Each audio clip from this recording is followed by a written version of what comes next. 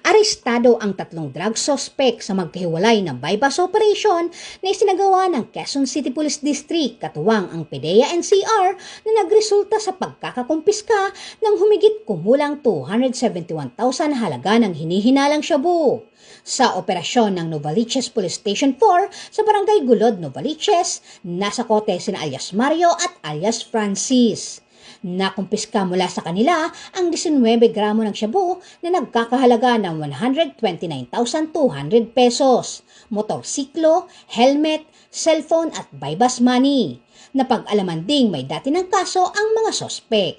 Samantala, sa ikinasang operasyon naman ng Galas Police Station 11 sa Barangay Santo Niño ay naaresto si alias Romeo, 37 anyos, matapos bentahan ng 1,000 halaga ng shabu ang isang pusher buyer.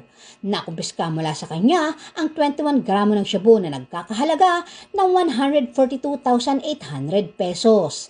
Mahaharap ang tatlong sospek sa kasong paglabag sa Republic Act 9165 o mas kilala bilang Comprehensive Dangerous Drug Act of 2002.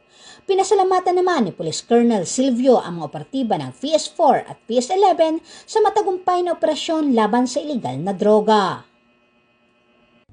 Mula dito sa Metro Manila, ako po ang inyong PNN correspondent, Patrolwoman Ivy Corporal, alagad ng batas, tagataguyod ng Balitang Pulis.